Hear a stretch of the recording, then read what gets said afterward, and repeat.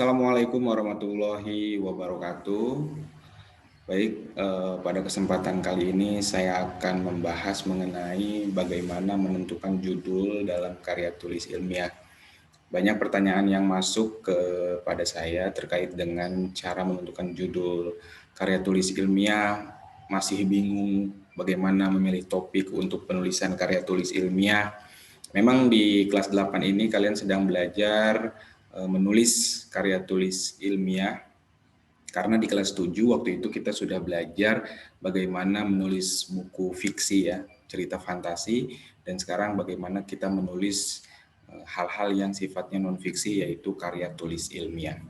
Semoga video ini dapat membantu untuk melancarkan dalam penulisan karya tulis ilmiah kalian masing-masing. Langsung saja, yang pertama yaitu kita lihat langkah-langkah yang harus dilakukan dalam penulisan karya tulis ilmiah. Nah, ini dia. Jadi yang pertama yang harus kalian lakukan adalah observasi. Apa sih observasi? Observasi itu pengamatan. Pengamatan terhadap sebuah fenomena atau permasalahan yang ada di sekitar kalian. Jadi observasi yang dilakukan demi mencari sebuah permasalahan. Apa saja kira-kira permasalahan yang ada di negara kita, yang ada di lingkungan kita, yang kira-kira bisa menjadi sebuah acuan atau referensi untuk dijadikan menjadi karya tulis ilmiah. Misalnya katakanlah yang kita tahu bahwa memang di Indonesia misalnya, bahkan dunia, sampai detik ini masih belum dapat menyelesaikan permasalahan penyebaran virus corona. Nah, itu juga bisa menjadi salah satu masalah. Tapi kalian bisa cari sudut pandang yang lebih sempit atau lebih spesifik, maksudnya dari sudut pandang apa kalian akan bisa membedah permasalahan itu. Nah, mungkin ada lagi permasalahan-permasalahan yang terjadi, ada permasalahan-permasalahan yang berkaitan dengan politik, ada yang berkaitan dengan ekonomi, ada yang berkaitan dengan teknologi, dan sebagainya. Nah, pokoknya hal yang pertama kalian lakukan adalah observasi. Nah, observasi itu bisa dilakukan di mana atau kemana. Bisa dilakukan di lembaganya langsung, misalnya kalian ingin melakukan observasi terhadap suatu permasalahan kesehatan, bisa melakukan risetnya ke lembaganya langsung dengan protokol kesehatan misalnya. Atau misalnya jika kalian tidak mau keluar rumah karena memang ini pandemi, mungkin risetnya bisa kalian lakukan secara daring dari rumah, menghubungi pihak sana dan sebagainya. Atau bagaimana caranya kalian mendapatkan informasi terkait dengan permasalahan apa yang ingin kalian bahas. Begitu kira-kira. Yang selanjutnya mungkin kalian juga bisa membaca jurnal ilmiah yang berkaitan dengan permasalahan yang kalian cari. Jurnal ilmiah itu bisa kalian temukan di berbagai macam situs internet ya. Kalian bisa cari kata kuncinya di internet, nanti akan muncul. Kalian harus bisa merangkum dan membaca kira-kira apa saja hal-hal penting yang mendukung untuk penelitian kalian ketika kalian mencari sumber di internet. Yang kedua, menemukan masalah. Nah, setelah kalian mencari, kalian harus bisa menemukan masalah. Kumpulkan semua permasalahan yang ada, kemudian catat kira-kira apa saja faktor yang mempengaruhinya. Sebetulnya bukan hanya mempengaruhi, tapi dampaknya, faktor-faktor penyebabnya, kemudian hal-hal lain yang kira-kira berkaitan dengan masalah yang kalian teliti. Katakanlah misalnya kalian meneliti masalah tentang COVID di Indonesia, nah kalian harus bisa cari tuh, apa saja sih faktor-faktor yang mempengaruhi sehingga COVID ini masih belum terselesaikan. Apa saja penyebabnya, bagaimana dampaknya. Nah, kalian harus bisa petakan satu-satu permasalahan-permasalahan itu. Setelah kalian bisa memetakan permasalahan, kalian bisa menentukan topik. Maka langkah yang ketiga adalah menentukan topik permasalahan. Jadi kalian bisa tulis tuh topik permasalahannya mengenai apa. Misalnya tadi COVID-19 permasalahannya belum terselesaikan di Indonesia misalnya. Jadi hal apa saja nanti kira-kira yang bisa dilakukan atau hal-hal yang bisa meminimalisasi penyebaran COVID di Indonesia. Setelah menentukan topik, kalian sudah yakin bahwa topiknya memang misalnya tentang penyebaran virus corona, kalian dapat menentukan tujuan dan manfaat penulisan. Kira-kira tujuan dan manfaat penulisannya harus bagaimana, seperti apa, tujuannya kalian meneliti itu untuk apa, manfaatnya kira-kira untuk masyarakat, untuk pelajar, untuk tenaga kesehatan, dan sebagainya itu kira-kira apa. Jadi kalian harus mengetahui sebagai peneliti, harus mengetahui tujuan dan manfaat dari penelitian yang kalian tulis. Berbicara tentang topik permasalahan, ya, kalian sudah pernah disosialisasikan tentang topik-topik apa saja yang kira-kira akan masuk pada penelitian karya tulis ilmiah. Di antaranya ada topik yang berkaitan dengan teknologi, kalian bisa menghubungkan hal-hal yang berkaitan atau sifatnya bersifat teknologi atau kecanggihan teknologi masa kini seperti apa. Kalian bisa juga cari sumber, kalian bisa riset di internet, di YouTube banyak sekali.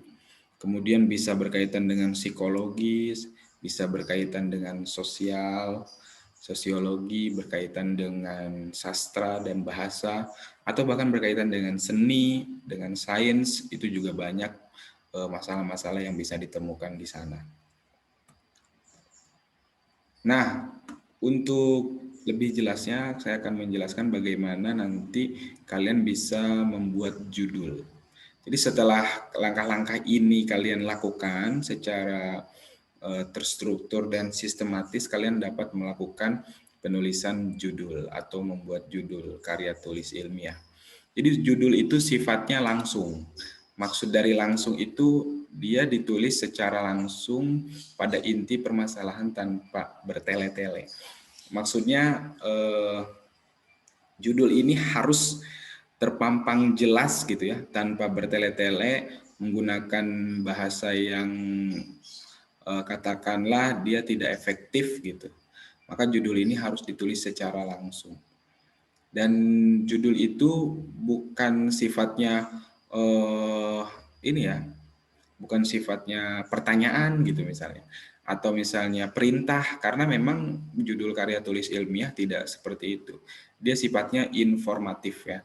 Dia sifatnya informatif, memberikan informasi. Jadi orang ketika baca judulnya aja, kira-kira orang akan tertarik untuk baca karya tulis ilmiahnya, karena memang judulnya berbicara tentang suatu hal atau topik permasalahan yang kira-kira itu bisa membuat gambaran umum dari isi permasalahan yang ditulis dari karya tulis ilmiah itu. Kemudian yang kedua, kalian bisa memilih diksi yang tepat. Jadi diksi itu adalah pilihan kata ya. Pilihan kata yang tepat yang sifatnya memang ilmiah, berarti kan harus menggunakan bahasa baku ya, atau bahasa formal dalam penulisan judul. Selanjutnya ada variabel. Nah, di judul ini penting, kalian harus bisa memperhatikan variabel. Ada yang disebut dengan variabel bebas, ada juga yang disebut dengan variabel terikat. Kalau misalnya variabel bebas, dia adalah variabel yang mempengaruhi. Sedangkan yang terikat adalah variabel yang dipengaruhi. Maksudnya apa? Kalian mau menulis judul tentang pengaruh cahaya matahari terhadap pertumbuhan tanaman. Nah, itu variabel yang mempengaruhinya atau variabel bebasnya itu adalah pengaruh cahaya matahari, karena dia mempengaruhi itu. Nah, yang diikat atau yang terikat, variabel terikatnya adalah pertumbuhan tanaman. Berarti kan bisa nih pengaruh cahaya matahari terhadap apa misalnya? Terhadap kesehatan kulit, ya kan? Bisa kan? Pengaruh cahaya matahari terhadap apa lagi misalnya? Terhadap efektivitas dalam melakukan misalnya dalam hal-hal nelayan misalnya, yang sifatnya memang mereka mencari mata pencaharian dengan cara menjemur ikan misalnya, ikan asin, berarti kan terhadap apa misalnya, terhadap hasil dari pencarian ikan misalnya, seperti itu. Atau misalnya kan kalau orang pengrajin untuk membuat ikan asin, itu kan harus punya intensitas cahaya matahari yang cukup, berarti kan terhadap hasil panen atau dan sebagainya, misalnya seperti itu.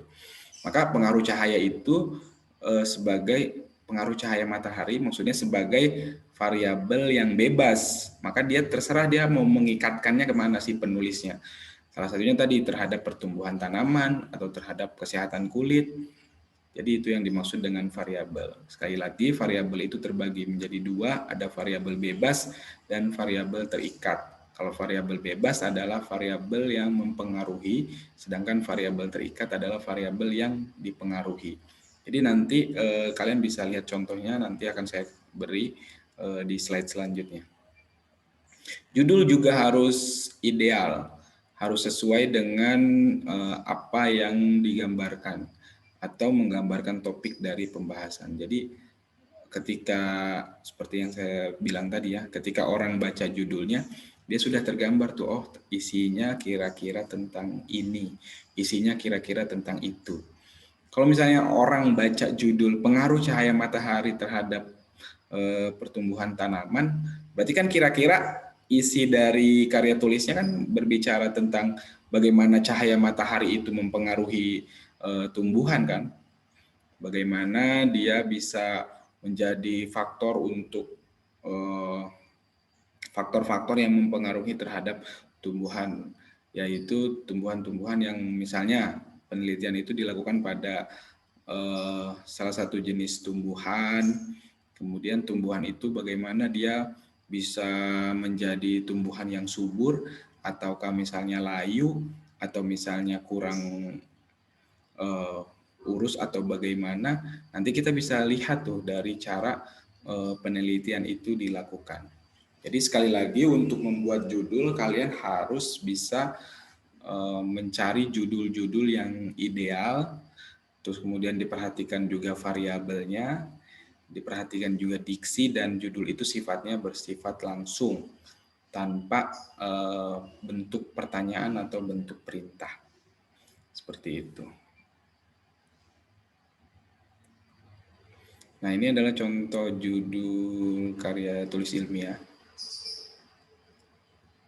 Ini salah satunya, ada pentingnya bahasa Indonesia dalam pembelajaran di sekolah menengah. Nah, berarti kan ini berbicara tentang bagaimana bahasa Indonesia itu menjadi sebuah hal yang penting dalam pembelajaran bahasa Indonesia.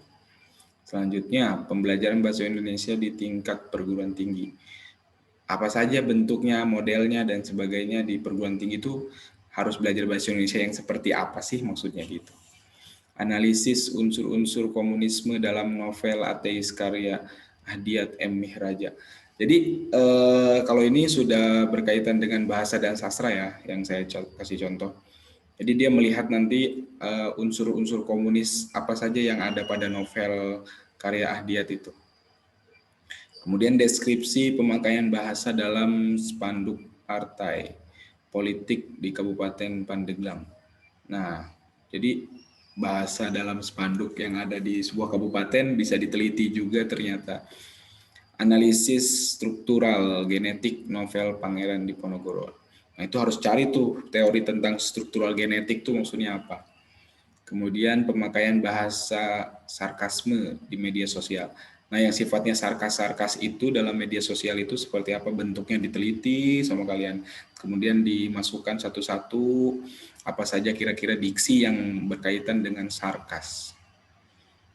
Nah, jadi ini beberapa contoh contoh judul karya tulis ilmiah yang berkaitan dengan bahasa dan sastra. Kalau yang ini tadi yang di variabel yang saya contohkan itu kan berkaitan dengan sains, dengan IPA ya.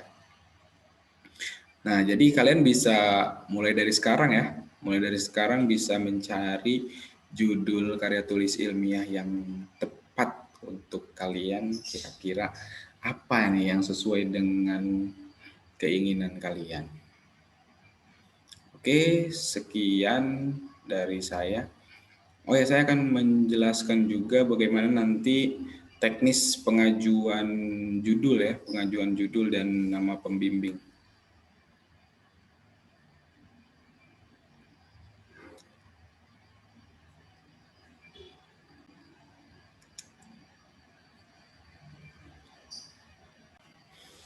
Nah, ini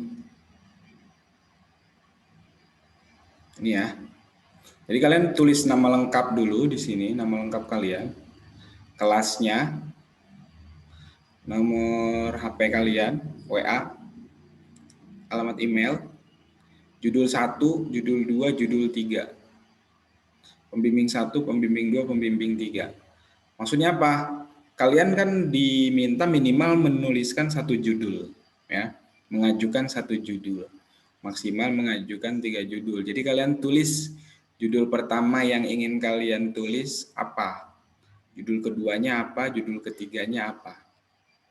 Pembimbing itu maksudnya guru yang akan membimbing. Jadi guru pertama siapa yang ingin kalian jadikan sebagai pembimbing, guru kedua siapa, guru ketiga siapa. Pas saya mau satu-satu aja, boleh. Judul 1 udah cukup. Judul 1 hanya satu judul misalnya. Judul yang lainnya nggak usah ditulis. Dan pembimbingnya berarti cukup satu aja. Ya, seperti itu. Mau siapa nanti pembimbingnya bisa kalian tulis di situ. Jadi bentuknya judul ya, sudah bentuknya judul. Misalnya dari 1, 2, 3 judul ini mirip-mirip gitu misalnya, karena topiknya sama. Bisa kayak gitu juga bisa ya.